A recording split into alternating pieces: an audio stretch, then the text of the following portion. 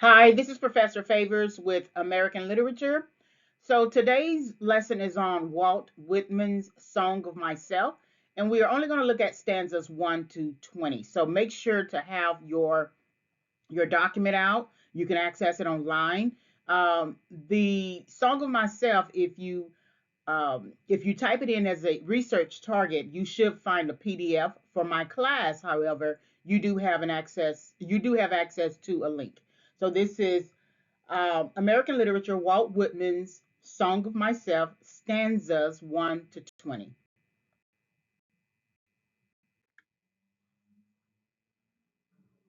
So this lesson is subject to fair use because I am including the 20 stanzas within this presentation, but it is for teaching purposes. So um, there are also pics, two pics of Walt Whitman as well. So this is subject to fair use. All right, so let's look at Walt Whitman. His date ranges 1819 to 1892. And so here's a picture of him. And I'm just going to read this slide and the next slide. The second of 9 children and born in 1819 to a Long Island farmer and carpenter, Walt Whitman is both the journeyman poet of Americanness and its champion. A journalist and newspaper editor throughout his life, Whitman worked as a law clerk, a school teacher, a printer, a civil servant, and a hospital aide, but he was always writing. From his teenage years until his death, his byline was on constant view. Contemporary reports suggest that Whitman was an industrious worker, but that he was often accused of idleness because his habit of long midday walks contrasted sharply with 19th century attitudes toward work. In Song of Myself, Whitman addressed these critics directly by writing, I loaf and invite my soul. I lean and loaf at my ease, observing a spear of summer grass. So the purpose of us only looking at 1 through 20, even though 21 through 52 might have the answer that we need. The only reason why we want to look at only 1 through 20 for Song of Myself is this idea here where Whitman is addressing his critics. He is being accused of idleness.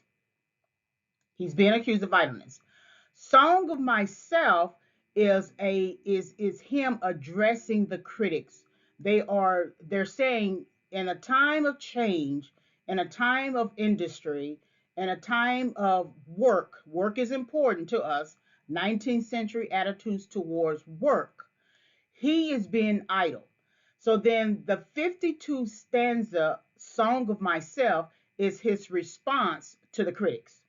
And that's why we're only going to look at 1 through 20 because 1 through 20 really gives us what we need. Okay. So when you are reading the 20 stanzas, Song of Myself, understand that everything that he is saying, line by line, stanza by stanza, is in a response to the critics who say he's idle within the context of 19th century attitudes toward work.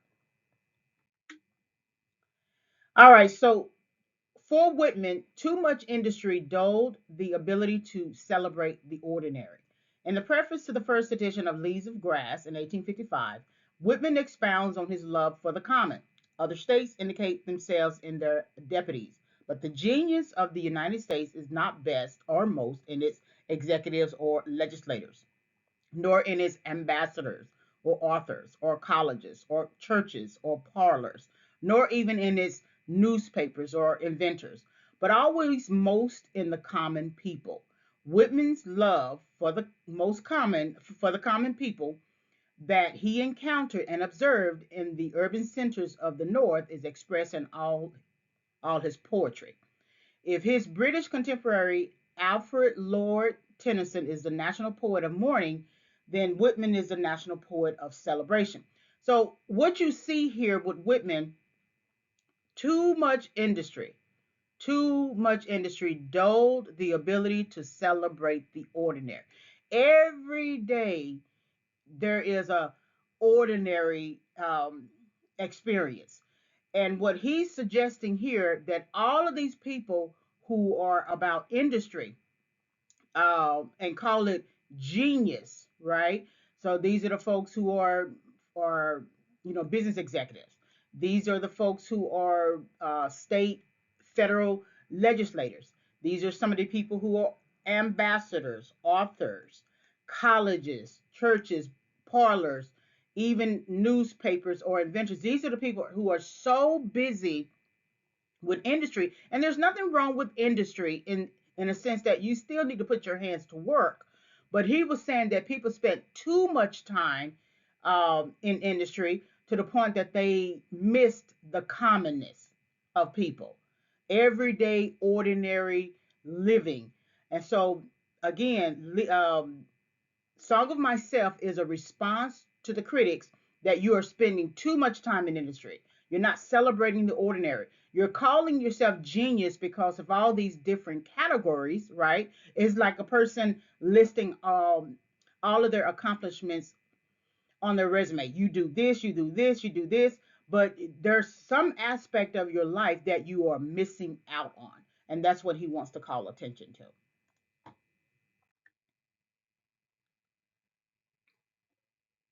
All right, so let's look at some historical implications. Remember from the introductory PowerPoint lesson to the course um, on time periods, that every time you see something in terms of a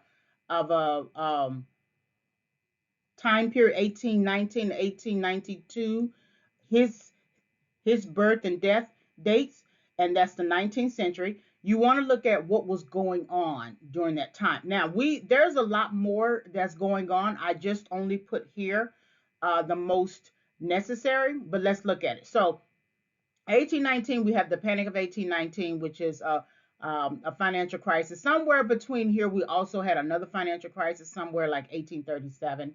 Thomas Jefferson founds the University of Virginia.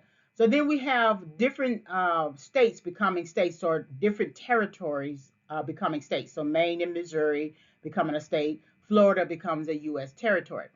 We also have Thomas Jefferson and John Adams, the presidents, dying on the same day, and then Andrew Jackson becoming president. We have Nat Turner's revolt, also slavery debates. We have Oberlin College beginning enrolling female students. This is a change in the dynamic of all men being able to go to college, right? And many of the institutions having to create uh, separate institutions for women, separate institutions for Black Americans. And so you're going to see this again in your final paper for this course on single sex colleges. And the title of that is Are Single Sex Colleges Obsolete? And so then 1845, we have Florida and Texas becoming states. Then we have the Mexican American War. What is interesting here is 1857 is kind of like a current issue that's going on today. But this was Dred Scott v. Sanford, and he sued based on the idea that he was free from slavery. And so slaves and blacks, um, the conclusion of the suit, the judge's decision, slaves and blacks descended from slaves were not American citizens and cannot sue. So then later we ended up having Emancipation Proclamation, which freed the slaves, Reconstruction era, assassination of President Abraham Lincoln. Then the 13th Amendment abolished slavery. The 14th Amendment granted citizenship and equal protection under the law, meaning that we're not necessarily equal. It's a citizenship amendment, but it basically means that it's equal application of the law. So if men can go to college, women can go to college. If white people can go to college, black people can go to college. So it's equal application of the law.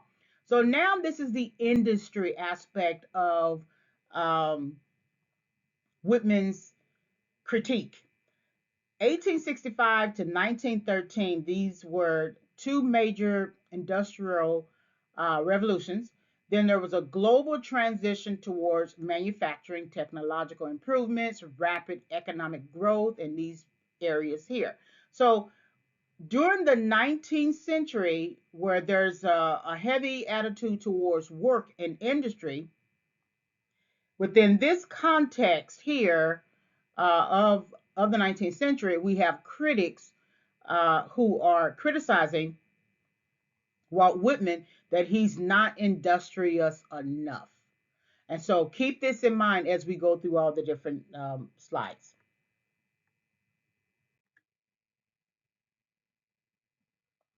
So we're looking at the immediate text. Whenever you want to look at a literary work, you look at the immediate text. You don't go and find um, secondary source material to try to understand the text itself. You want to take some time to learn how to look at the text yourself, and that's what we're going to do.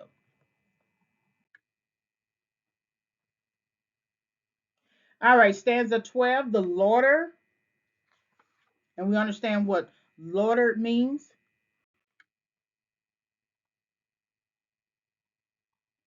All right, the butcher boy puts off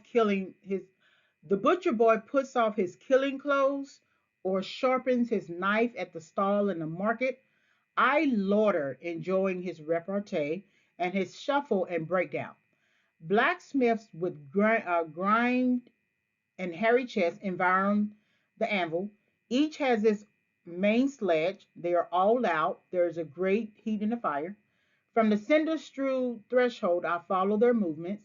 The lithe sheer of their waists plays even with their massive arms. Overhand the hammers swing, overhand so slow, overhand so sure. They do not hasten, each man hits in his place. So the butcher board we have the this is about laudering here in terms of the poet.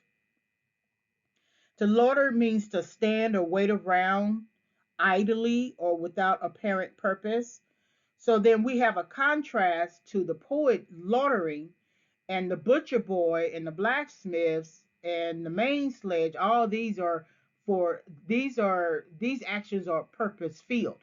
So the poet is just laudering, but he's perceiving the actions of the purposeful actions of the butcher boy, putting on his killing clothes. I mean, taking off his killing clothes, sharpening his knife at the stall. I lauder enjoy. So the poet thinks about the repartee and his shuffle and breakdown, but we have a blacksmith with grime. So grimed and hairy chest environ the anvil, and environ is surround, and anvil is a heavy steel. Each has his main sledge. They are all out. There's a great heat in the fire. The cinder strewn threshold, I follow their movement. So he's still laudering in contrast to the people around him with purpose. The listure of their waist plays even with their massive arms. Overhand the hammer swing. Overhand so slow. Overhand so shoot, because the hammer is heavy enough as it is. They do not hasten, each man hits in his place. So there's a focused aspect of what they are trying to accomplish when they are when they are a butcher boy, or when they are a blacksmith, or when they are a person who hammers, right? And this is in contrast to the person who is the lauder, the person who is just loitering around. They're standing around idly without any apparent purpose. So that's stanza 12.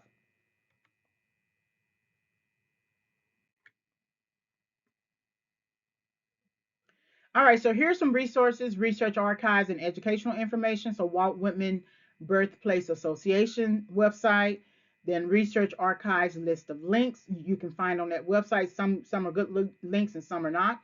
So I added a Walt Whitman archive link here, and then of course the source pit. All right. Thank you very much for listening.